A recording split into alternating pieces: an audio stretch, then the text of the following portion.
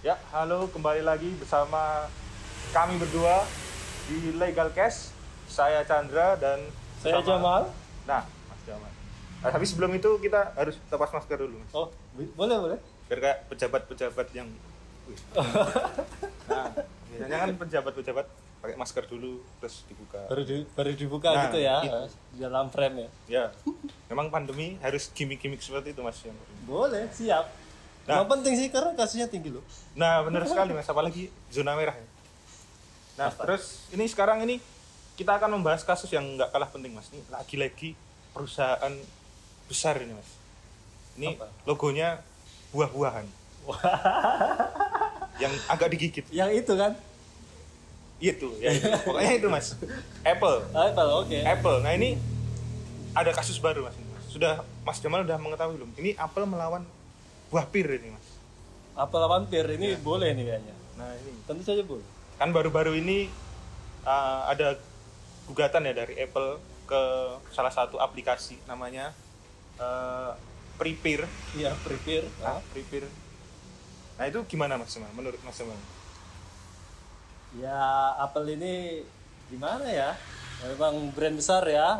Logonya keren, macam-macam dan udah terkenal gitu, dia most valuable brand in the world gitu ya, mereknya terkenal besar sekali gitu. Dan terkait soal Prepare gitu, aplikasi kayak warung sih sebenarnya Prepare itu warung, jadi dia menyediakan kayak jasa konsultasi untuk menu makanan anak gitu, jadi orang bisa nyusun menu yang sehat di situ dan bisa deal atau belinya di situ juga gitu. Nah, kasusnya itu setahuku dulu awal-awalnya itu di Agustus tahun 2020 gitu. 2020 Apple melayangkan gugatan yang tadi aku baca lagi, tebalnya 352 halaman. Luar biasa, ke ini pengadilan merek dan apa sih namanya, paten di Amerika gitu. Jadi meskipun pada akhirnya kasusnya kayaknya udah mulai surut, dan kemarin di sekitar bulan Februari gitu si Prepare ini, meskipun di dalam katanya itu kayaknya sepakat berdamai, tapi si Prepare ini akhirnya agak merevisi logonya. Wah, padahal dari jenis buah saja sudah berbeda ya, Mas. Apel dan pir gitu. Iya, kalau Mungkin kita mereka kaget juga ini. Kok bisa. Iya, kalau kita baca-baca di berita itu kan ada yang post apa nih, komentar atau tanggapan CEO-nya itu. Ya. CEO-nya Prepare kan bikin petisi kan. Petisi bosnya ya, dia sebenarnya kaget juga gitu kan, kenapa Apple menggugat logonya dia karena dianggap menyamai. Karena kalau kita lihat gitu kan, mungkin nanti bisa diperlihatkan gitu kan, logo Apple dan logo Prepare ini sebenarnya ya secara kasat mata berbeda gitu ya. Dari jenisnya aja gitu kan, satunya Apple, satunya Pear kan udah beda gitu kan. Benar. Kalau kita lihat lagi itu kan dari warnanya beda gitu kan, dari bentuknya itu kan sebenarnya nggak benar-benar nggak sungguh-sungguh sama sih menurutku gitu kan. Dan itu sebenarnya terbukti juga gitu kan di petisi yang dibikin oleh CEO-nya Prepare itu, penandatangannya puluhan ribu yang ada tangannya gitu kan, yang sepakat untuk save Prepare gitu ya. Nah, kemarin Apple ini kan juga terkenal sering melakukan langkah-langkah seperti ini ya. Dulu pernah kayak yang ada di perusahaan minuman kopi, kalau nggak dari Jerman itu Apple Kain atau apa itu, kemudian ada juga dari perusahaan kafe Apple Kain itu dari Jerman. Kemudian ada perusahaan makanan juga dari Tiongkok juga, itu namanya kalau nggak salah Fungo Food Co itu. Nah, itu juga sempat digugat juga oleh Apple. Kemudian langkah-langkah Apple ini sebenarnya hal yang wajar atau mungkin langkahnya terlalu agresif gitu, Mas, untuk mempertahankan logo Apple mungkin? Ya, sebenarnya kalau secara hukum sih pada dasarnya ya sah-sah aja kan orang itu menggugat atau merasa bahwasanya ada logo yang menyamai logonya gitu ya. Dan memang kalau kita lihat catatannya gitu kan, Apple lumayan banyak melakukan tindakan itu gitu kan. Bahkan setelah aku coba gali-gali lagi tadi itu, bahkan dia itu ini ya menggugat salah satu partai di Belgia kalau di Norwegia itu partai politik loh, partai politik, gara-gara simbolnya itu apa, warna merah dan ada tulisan F gitu kalau nggak salah itu. Wah, itu dianggap menyamai logonya dia gitu ya. Jadi dalam taraf itu ya, kalau kita menilai sebagai orang awam mungkin agresif ya gitu kan, tapi kalau kita menilai sebagai dari sisi hukum sebenarnya wajar-wajar aja gitu. Bahkan itu malah di sisi lainnya bisa menjadi pelajaran untuk kita gitu, atau untuk pengusaha gitu, untuk lebih care gitu ya, lebih perhatian, lebih waspada atas merek dan logo dari perusahaannya atau dari produknya gitu. Nah ini kalau mungkin di Indonesia sendiri Mas Jamal, di Indonesia sendiri tuh kalau masalah logo ya Mas, itu klasifikasinya tuh gimana sih Mas? Bisa dianggap menjiplak atau menyamai itu gimana Mas? Menjiplak atau menyamai itu sebenarnya kalau untuk yang benar-benar menjiplak, yang menentukan itu kan kayak dari dirjen hakinya gitu ya.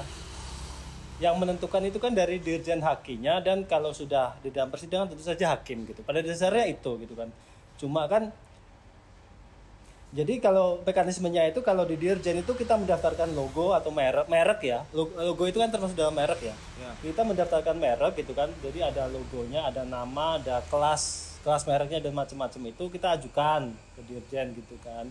Nah, dari Direktorat Jenderal itu akan mengiyakan atau enggaknya itu setelah memeriksa gitu ya, apakah merek, logo dan macam-macamnya ini perangkatnya yang banyak itu sudah ada atau belum, udah atau sama atau belum gitu kan. Jadi pada dasarnya kalau memang dia adalah spesial gitu ya, dia akan tembus gitu. Gitu. Tapi bisa juga gitu kan, bisa juga ketika kita mendaftarkan tetap kena apa, gugatan gitu. Contohnya itu kalau di Indonesia itu di gudang garam dan gudang baru itu sama-sama merek yang sudah terdaftar gitu kan.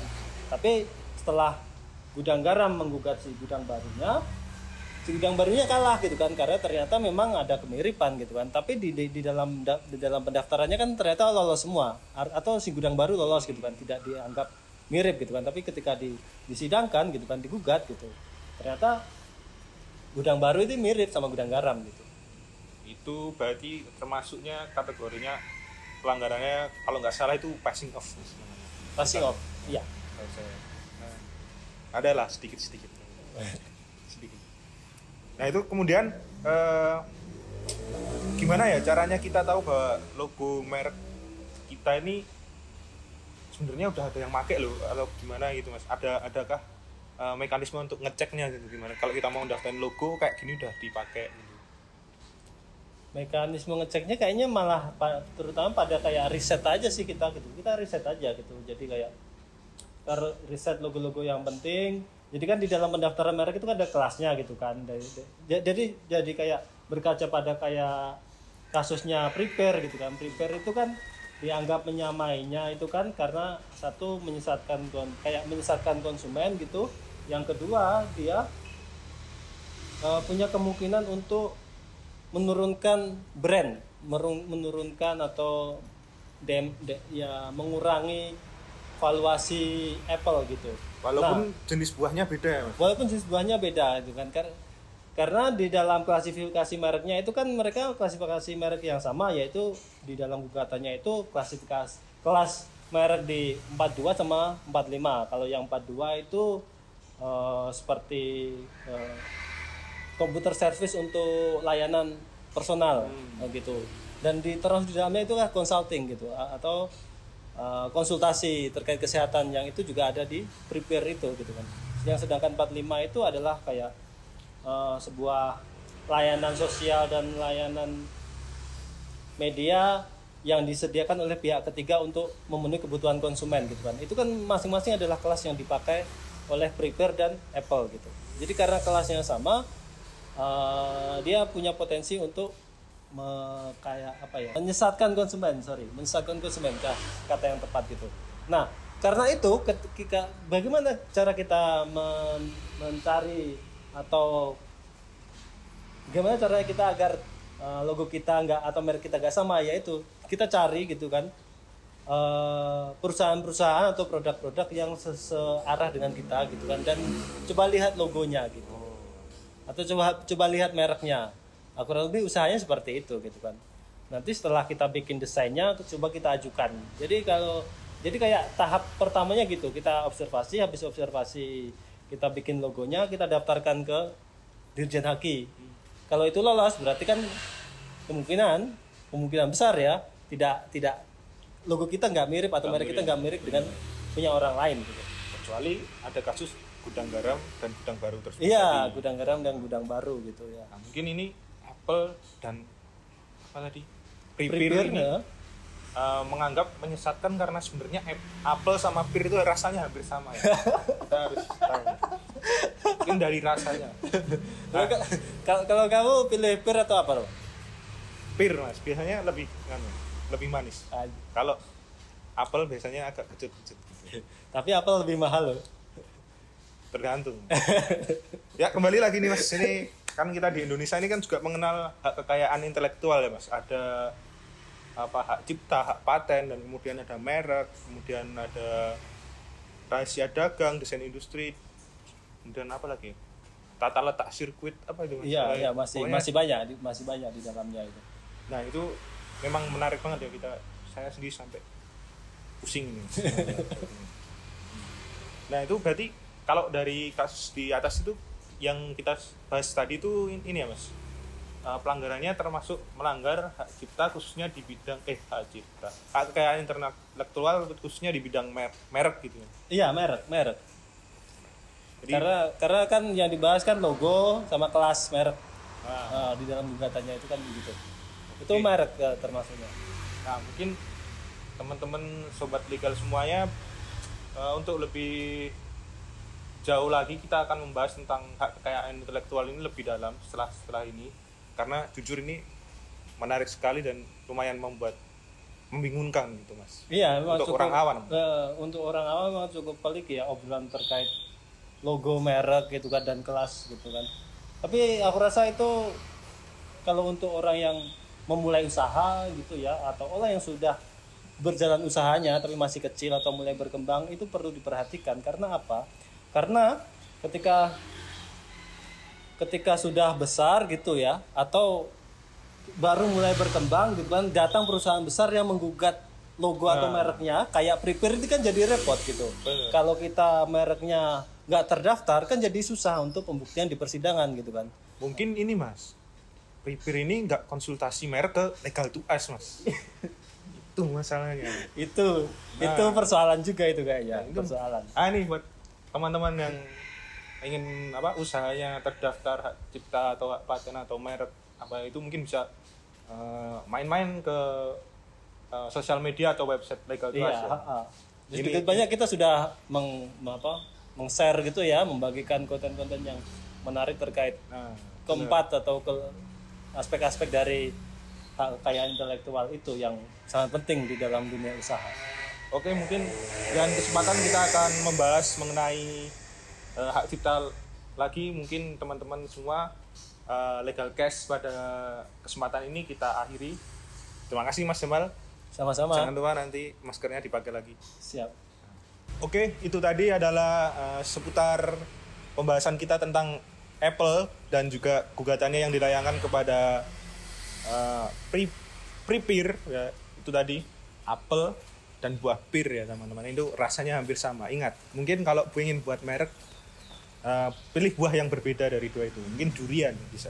Nah, kedepannya kita akan membahas tentang hak cipta lebih banyak lagi, karena mungkin ini juga yang menjadi keresahan bagi para pelaku usaha ya.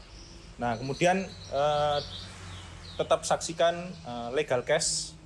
Ini akan tayang setiap hari Sabtu jam 18.00 waktu Indonesia bagian Barat. Nah, kemudian terima kasih telah menyaksikan sampai sejauh ini. Saksikan Legal Cash selanjutnya hanya di Legal to Us.